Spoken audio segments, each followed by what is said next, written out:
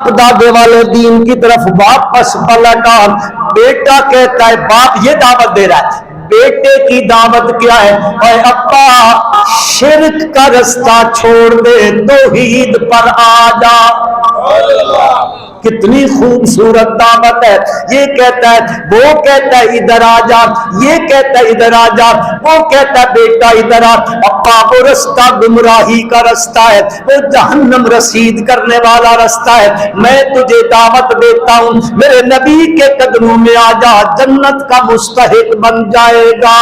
لیکن یوں باپ بھی نہیں مانتا ہے, بیٹا نہیں مانتا ہے. باپ وار کرنے لگا ہے بیٹے کے اوپر. بیٹا جو ہے وہ باہر سے چمک جاتا ہے, ادھر ہو جاتا ہے, ادھر ہو جاتا ہے, کبھی ڈھال آگے کرتا ہے. لیکن جب دیکھا دیکھا دیکھا باپ میرے نبی کی دعوت کو نہیں مانتا ہے, بیٹے کے ہاتھ میں تلوار ہے اور اس کی باپ کی گردن کو اڑا دیا ہے.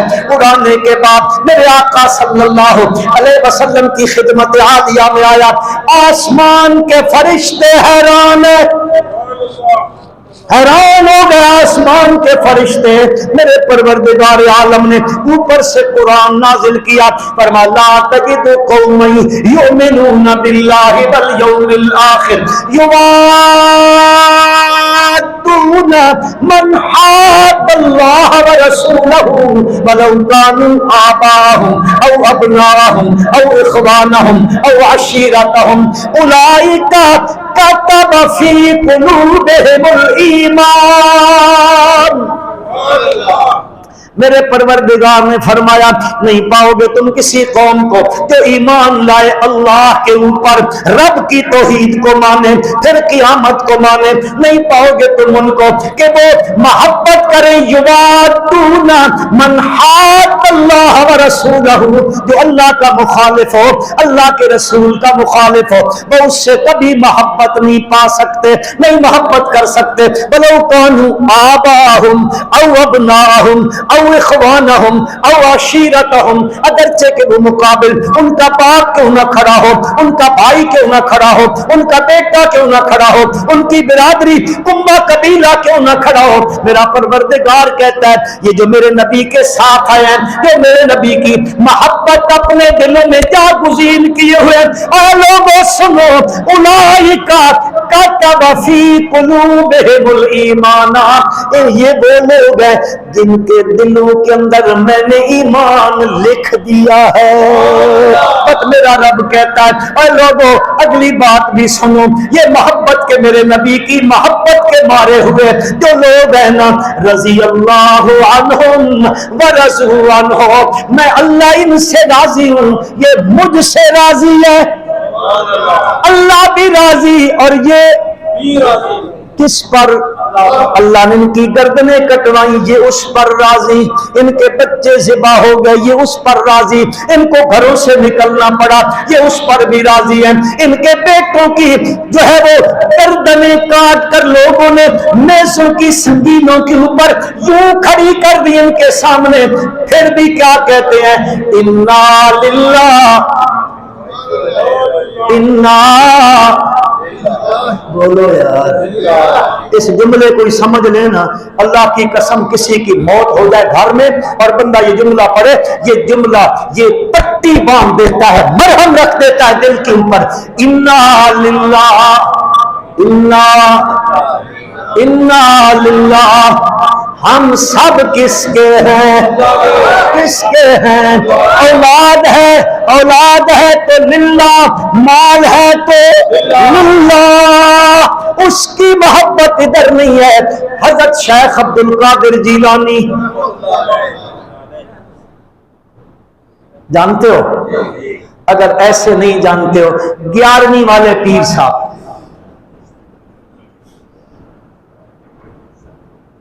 اللہ میرے ان دوستوں کو ہدایت نصیب فرمائے. دعا کرو یا دعا کرو.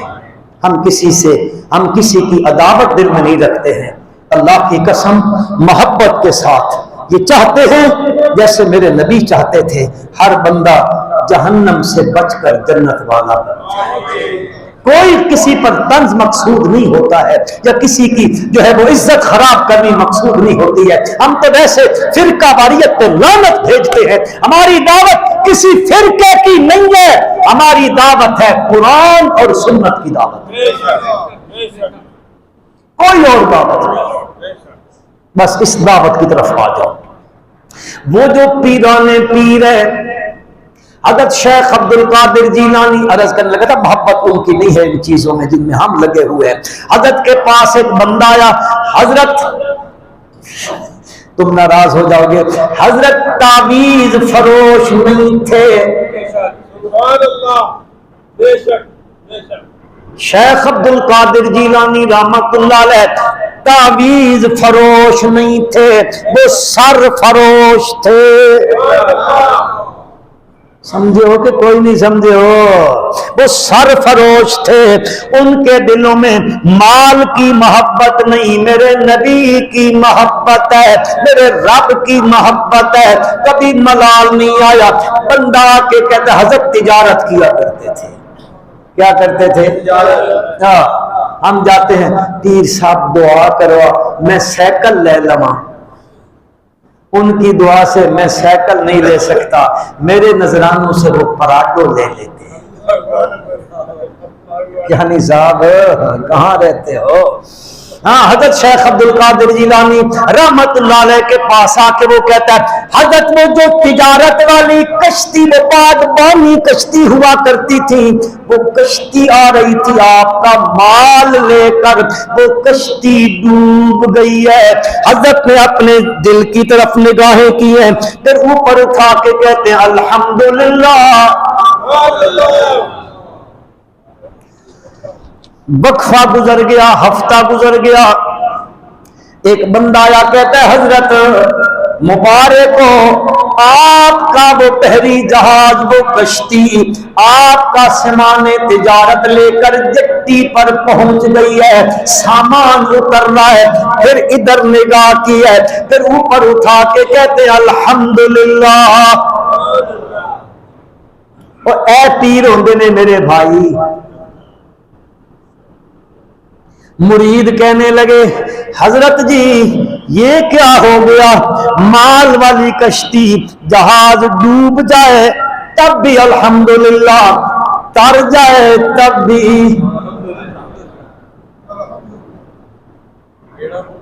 سبحان اللہ۔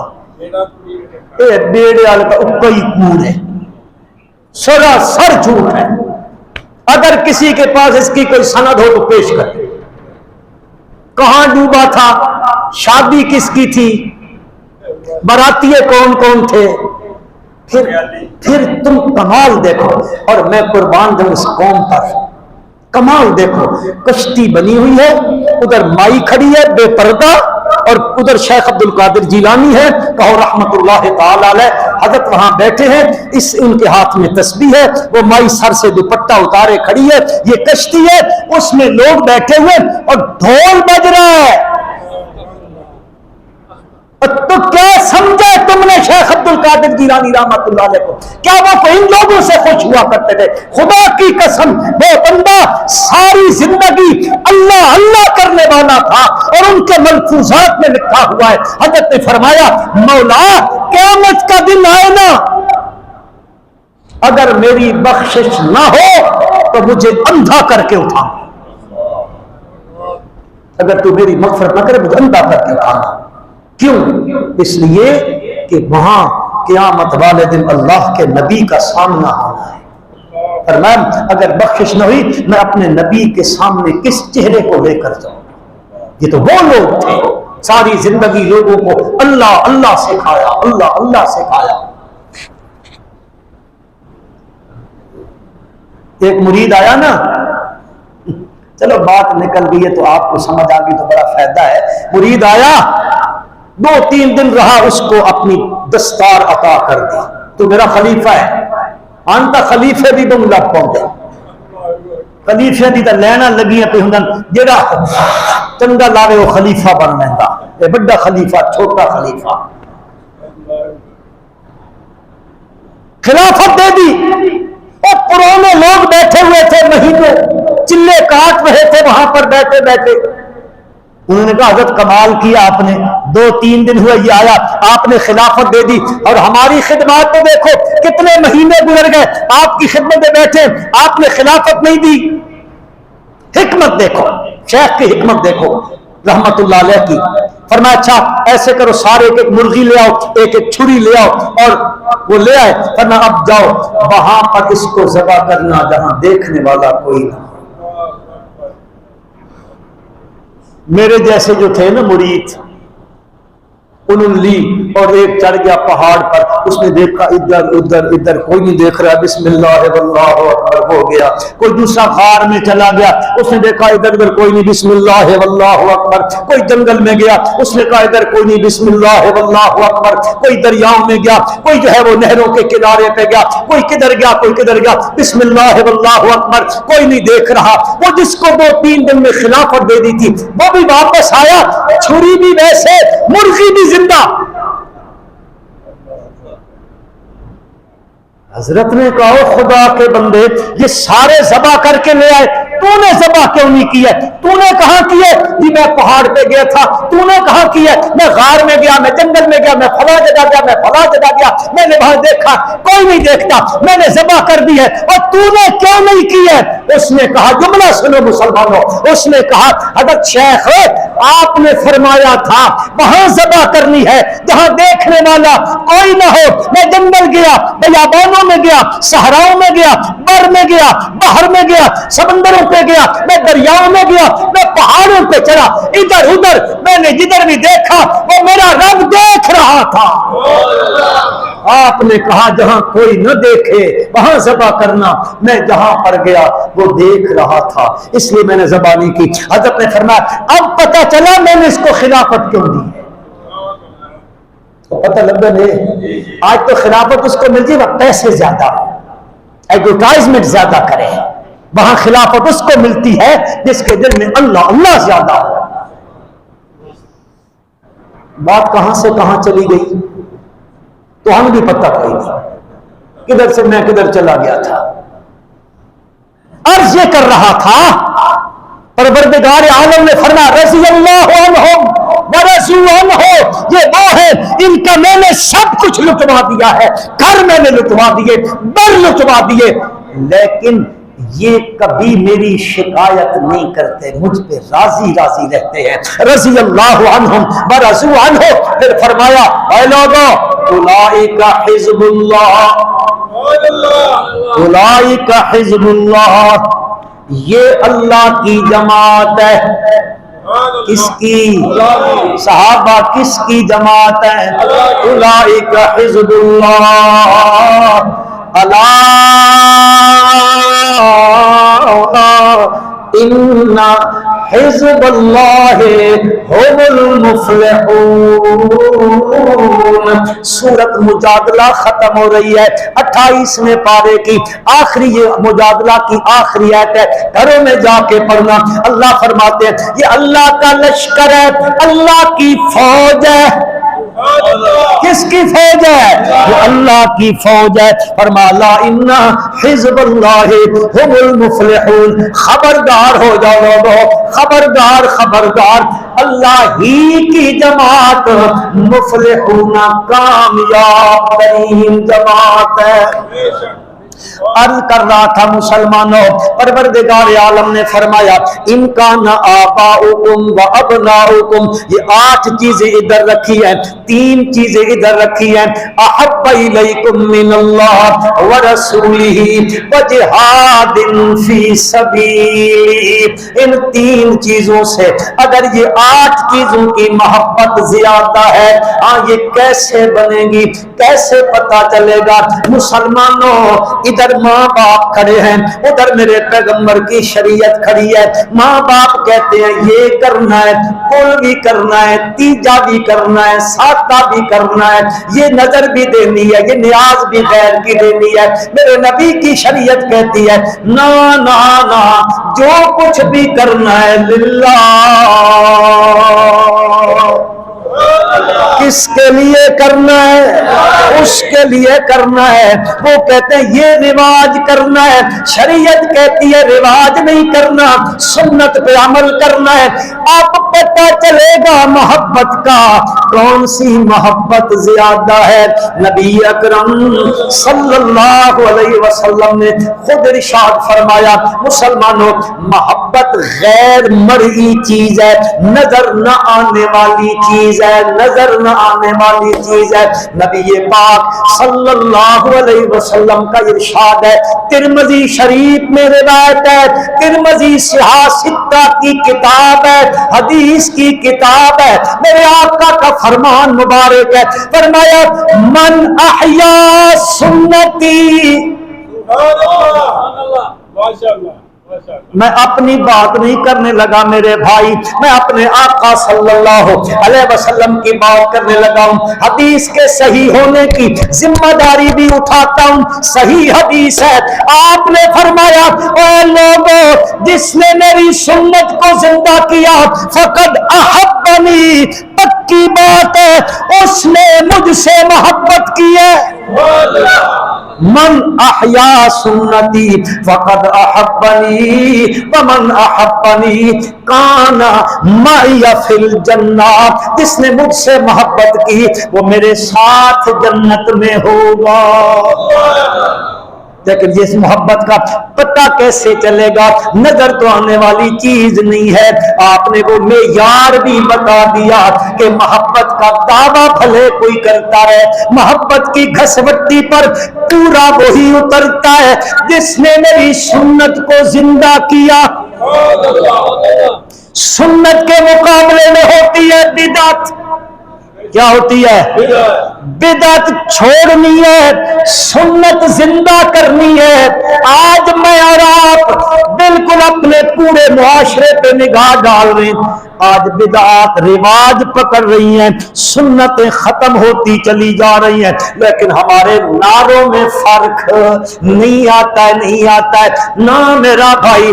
محبت یوں کرنا، جب اللہ کے نبی کے یار غار کو کسی نے آ کر بتایا کہ تیرے دوست کو، تیرے نبی کو جن کا تو کلمہ پڑھتا ہے مکے والوں نے حرم کے اندر جو ہے وہ گھیرا ہوا ہے اور وہ ان کو مارنے لگے ہیں، وہ میرے نبی کا یار غار چل پڑا ہے، ادھر جو پہنچا ہے ایک کوئی ادھر دھکا دیتا ہے، ایک کوئی ادھر دھکا دیتا ہے۔ جملہ سنو میرے نبی کے یار کا، حضرت صدیق اکبر کا۔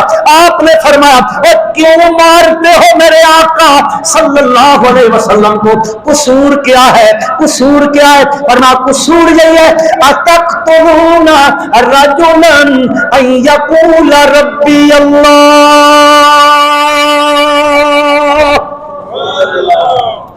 اس لیے مارتے ہو کہ یہ بندہ آ کے دنیا میں کیا کہتا ہے؟